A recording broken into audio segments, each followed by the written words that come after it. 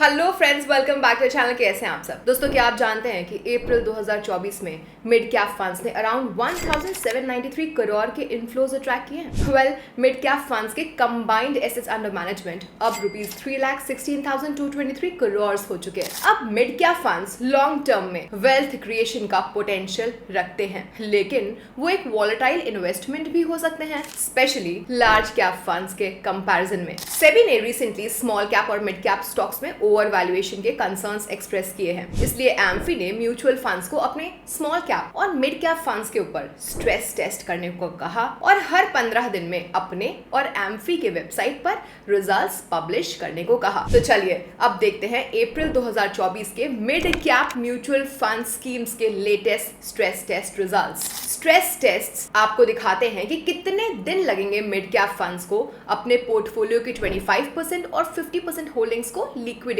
करने के लिए। ये स्ट्रेस टेस्ट इसलिए होता है क्योंकि सेबी टेस्ट करना चाहता है कि म्यूचुअल फंड्स अपने मिड कैप और स्मॉल कैप पोर्टफोलियोज को एडवर्स स्टॉक मार्केट कंडीशंस में कैसे मैनेज करते हैं। दोस्तों, कई इन्वेस्टर्स ना मार्केट क्रैश के दौरान अपने मिड कैप और स्मॉल कैप फंड्स को रिडीम करने के लिए रश कर सकते हैं। अब अप्रैल 2024 में mid cap funds equity mutual fund category में सेकंड बेस्ट परफॉर्मर रहे हैं स्मॉल कैप फंड्स के बाद। और अगर हम मिड कैप फंड्स के कैटेगरी एवरेज परफॉर्मेंस को ओवर 1, 3, 5 एंड 10 इयर्स में देखें तो मिड कैप फंड्स ने अपना पोटेंशियल दिखा दिया है। अब चलिए मिड कैप फंड्स के दुनिया में चलते हैं और top 4 performing mid cap mutual funds over 10 years को देखते हैं। लेकिन रुकिए, आगे बढ़ने से पहले अगर आपको ये वीडियो ऑलरेडी इंटरेस्टिंग लग रही है तो इस वीडियो को थम्स अप जरूर दीजिएगा, इसे अपने दोस्तों के साथ शेयर कर दीजिए और ऐसे ही इंसाइटफुल कंटेंट के लिए इस चैनल को सब्सक्राइब भी कर दीजिए। और ध्यान रखें कि ये वीडियो प्योरली एजुकेशनल पर्पस के लिए है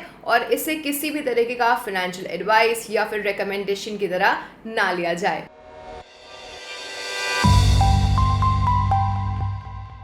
अब जल्दी से समझते हैं कि आखिर मिड कैप फंड्स क्या होते हैं। फ्रेंड्स, मिड कैप फंड्स एक टाइप के इक्विटी म्यूचुअल फंड होते हैं जो मिड कैप कंपनीज में इन्वेस्ट करते हैं। सेबी रूल्स के अनुसार मिड कैप फंड्स को अपने टोटल असेट्स का एटलीस्ट 65% मिड कैप स्टॉक्स में इन्वेस्ट करना होता है। वो लिस्टेड कंपनीज जो फर्स्ट से 100th में रैंक करती हैं इंडियन स्टॉक एक्सचेंज पर based on their market capitalization, उन्हें लार्ज कैप कंपनीज कहा जाता है। वहीं वो लिस्टेड कंपनीज जो 101st से 250th में रैंक करती हैं इंडियन स्टॉक एक्सचेंज पर अपने मार्केट कैपिटलाइजेशन के बेसिस पे, उन्हें मिड कैप कंपनीज कहा जाता है। और वो लिस्टेड कंपनीज जो 250th पोजीशन के बाद रैंक करती हैं इंडियन स्टॉक एक्सचेंज पर बेस्ड ऑन मार्केट कैपिटलाइजेशन, उन्हें स्मॉल कैप कंपनीज कहा जाता है। अब एम्फी के अनुसार ये रही top 4 mid cap funds based on 10 year returns. List में सबसे पहले है Kotak emerging equity fund direct plan growth. आइए चेक कर लेते हैं इस फंड के top 5 stock holdings.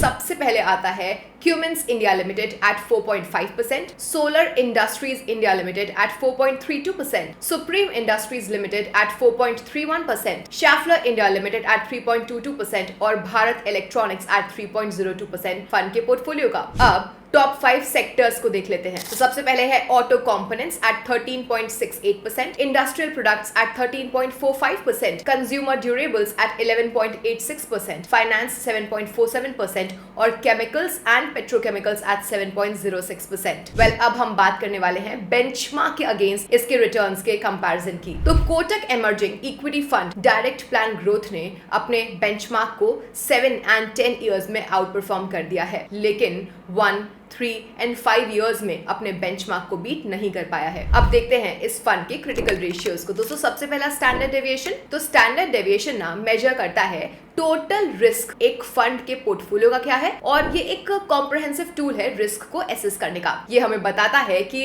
Average return से कितने डेविएट हो रहे हैं एक्चुअल रिटर्न्स। अगर स्टैंडर्ड डेविएशन हाई होगा तो म्यूचुअल फंड की वोलेटिलिटी भी हाई होगी। यहाँ Kotak emerging equity fund direct plan growth का स्टैंडर्ड डेविएशन 12.32% का है। दूसरा क्रिटिकल रेशियो है बीटा। तो ये फंड के रिस्क को बेंचमार्क के रिस्क के कंपैरिजन में नापता है। दोस्तों, बीटा अगर 1 से ज्यादा है तो मार्केट से ज्यादा रिस्की माना जाता है। इस फंड का बीटा 0.81 है जो बताता है कि ये मार्केट से कम रिस्की है। तो क्रिटिकल रेशियोज की लिस्ट में तीसरा है शार्प रेशियो। गाइस, ये फंड द्वारा जनरेट किए हुए रिस्क एडजस्टेड रिटर्न को नापता है। अगर आसान शब्दों में कहें तो ये इंडिकेट करता है कि फंड द्वारा लिए गए हर एक यूनिट ऑफ रिस्क के बदले इसने कितना एक्सेस रिटर्न दिया। शार्प रेशियो यूज किया जाता है दो या उससे ज्यादा म्यूचुअल फंड्स को कंपेयर करने के लिए। इस फंड के लिए शार्प रेशियो है 1.48 का, जो इंडिकेट करता है कि रिस्क की हर एक यूनिट के बदले इस फंड ने 1.48 टाइम्स के एक्सेस रिटर्न्स दिए हैं। मूविंग फॉरवर्ड हम बात करने वाले हैं पोर्टफोलियो टर्नओवर रेशियो की। तो पीटीआर यानी कि पोर्टफोलियो टर्नओवर रेशियो ये नापता है कि फंड मैनेजर कितनी बार म्यूचुअल फंड के पोर्टफोलियो होल्डिंग्स को ट्रेड यानी कि बाय सेल कर रहे हैं। इस फंड का पोर्टफोलियो टर्नओवर रेशियो है 16.44% का, जिसका मतलब है कि फंड मैनेजर ना पोर्टफोलियो की होल्डिंग्स को बहुत ऑफन चेंज नहीं कर रहे हैं और पोर्टफोलियो में जो स्टॉक्स है वो फेयरली कंसिस्टेंट बने रहे हैं। चलिए अब देखते हैं फंड के एक्सपेंस रेशियो को। तो Kotak emerging equity fund direct plan growth का एक्सपेंस रेशियो 0.38% का है। अब हम बढ़ रहे हैं अपने दूसरे फंड की ओर। तो ये फंड है Motilal Oswal mid cap fund direct plan growth. आइए देखते हैं इस फंड के टॉप 5 स्टॉक होल्डिंग्स क्या हैं। सबसे पहले आता है Jio financial services at 11.5%, Kalyan jewellers India at 8.4%, Vodafone Idea 7.5%, tube investments of India 6.9% और परसिस्टेंट सिस्टम्स एट 6.9% फंड के पोर्टफोलियो का। आइए अब देखते हैं टॉप 5 सेक्टर्स को। तो टॉप 5 सेक्टर में सबसे पहले आता है IT software at 14.6%, consumer durables at 13.5%, telecom services at 12.3%, finance 11.5% और ऑटो कंपोनेंट्स एट 10.4% फंड के पोर्टफोलियो का। ऑलराइट, तो अब कंपेयर करते हैं फंड के परफॉर्मेंस को उसके बेंचमार्क से। यहाँ Motilal Oswal mid cap fund direct plan growth ने अपने बेंचमार्क को ओवर 1, 3, 5 एंड 10 इयर्स में बीट कर दिया है। अब बारी आती है क्रिटिकल रेशियो की, जिसमें सबसे पहला है स्टैंडर्ड डेविएशन। तो Motilal Oswal mid cap fund direct plan growth का स्टैंडर्ड डेविएशन 13.34% का है। क्रिटिकल रेशियो में दूसरा है बीटा, इस फंड के लिए है 0.78, जो बताता है कि फंड मार्केट से कम रिस्की है। तीसरा शार्प रेशियो इस फंड के लिए है 2.13 का, जो इंडिकेट करता है कि फंड द्वारा लिए गए रिस्क के हर एक यूनिट के लिए इसने 2.13 टाइम्स के एक्सेस रिटर्न्स दिए हैं। अब हम बात कर रहे हैं पीटीआर पोर्टफोलियो टर्नओवर रेशियो की। इस फंड के लिए है 130%, जिसका मतलब है कि फंड मैनेजर पोर्टफोलियो होल्डिंग्स को बहुत ऑफन चेंज कर रहे हैं। अब हम देखने वाले हैं इस फंड के एक्सपेंस रेशियो को। तो Motilal Oswal mid cap fund direct plan growth का एक्सपेंस रेशियो 0.6% का है। मूविंग फॉरवर्ड हमारा अगला फंड वो है Edelweiss mid cap fund direct plan growth. इस फंड के टॉप 5 स्टॉक होल्डिंग्स को चेक कर लेते हैं। Persistent systems limited 4.46%, Trent limited 3.74%, power finance corporation limited 3.72%, Dixon technologies India at 3.52% और इंडियन बैंक एट 3.36% फंड के पोर्टफोलियो का। चलिए अब देख लेते हैं टॉप 5 सेक्टर्स को। तो सबसे पहले है financial services eight 21.92%, capital goods at 15.29%, consumer durables 8.18%, information technology 8.15% और automobile and auto components fund के पोर्टफोलियो का। अब हम बात करने वाले हैं बेंचमार्क के अगेंस्ट इसके रिटर्न के कंपैरिजन की। तो Edelweiss mid cap fund direct plan growth ने अपने बेंचमार्क को 3, 5 एंड 10 ईयर्स में आउट परफॉर्म कर दिया है। अब हम देखने वाले हैं क्रिटिकल रेशियोज को। सबसे पहला स्टैंडर्ड डेविएशन, जो कि इस फंड के लिए है 14.08%। दूसरा बीटा इस फंड का है 0.94, जो बताता है कि ये फंड मार्केट से कम रिस्की है। तीसरा शार्प रेशियो इस फंड के लिए है 1.52 का, जो इंडिकेट करता है कि हर एक यूनिट ऑफ रिस्क के बदले इस फंड ने 1.52 टाइम्स के एक्सेस रिटर्न्स दिए हैं। अब हम चेक कर लेते हैं पोर्टफोलियो टर्नओवर रेशियो को। तो इस फंड का पीटीआर है 50% का, मतलब कि फंड मैनेजर पोर्टफोलियो होल्डिंग्स को बहुत ऑफन चेंज नहीं कर रहे हैं और पोर्टफोलियो में जो स्टॉक्स हैं वो फेयरली कंसिस्टेंट रहे हैं। अब हम देख रहे हैं एक्सपेंस रेशियो। तो Edelweiss mid cap fund direct plan growth का एक्सपेंस रेशियो है 0.43% का। चलिए अगले फंड की तरफ बढ़ा जाए। तो चौथा फंड है Invesco India mid cap fund direct plan growth. सबसे पहले चेक करते हैं इस फंड के टॉप 5 स्टॉक होल्डिंग्स को, जो कि है Trent limited 5.34%, Cholamandalam investment and finance limited 4.18%, max health care institute 4.18%, federal bank 4.14% और prestige estates projects limited 3.87% fund के पोर्टफोलियो का। अब देखने वाले हैं हम टॉप 5 सेक्टर्स को। तो सबसे पहला है auto components 10.2%, consumer durables 9.41%, industrial products at 8.35%, finance at 7.83%, realty eight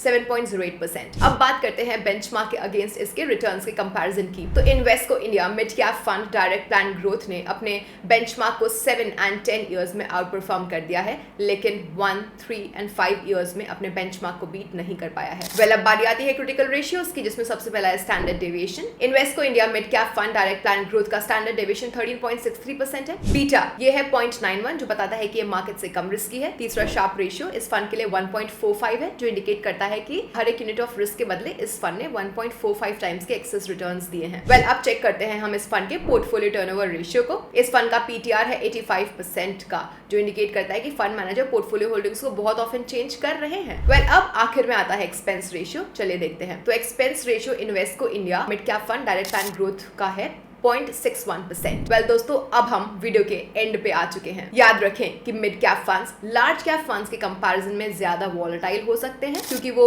stock market fluctuations के दौरान सेंसिटिव होते हैं। तो अगर आप मिड कैप फंड्स में इन्वेस्ट कर रहे हैं तो आपका हाई रिस्क टॉलरेंस के साथ साथ लॉन्ग टर्म इन्वेस्टमेंट होराइजन होना चाहिए। वेल, हमें उम्मीद है कि आपको ये वीडियो बेहद इंफॉर्मेटिव और हेल्पफुल लगी होगी। अगर हाँ, तो प्लीज इस वीडियो को थम्स अप जरूर दे दीजिए, इसे अपने दोस्तों के साथ शेयर करिए और ऐसे ही इंसाइटफुल कंटेंट के लिए चैनल को सब्सक्राइब कर लीजिए। और हाँ, ध्यान रखें कि ये वीडियो प्योरली एजुकेशनल पर्पस के लिए है और इसे किसी तरीके की फाइनेंशियल एडवाइस या रिकमेंडेशन की तरह ना लिया जाए। अब जाने से पहले मैं आपसे एक क्वेश्चन पूछना चाहती हूँ दोस्तों, क्या आपने वीडियो में मेंशन किए गए किसी मिड कैप फंड में इन्वेस्ट किया हुआ है? अगर हाँ, तो हमें कमेंट्स में बताइए। Thank you for watching. मिलते हैं नेक्स्ट वीडियो में, तब तक के लिए बाय बाय।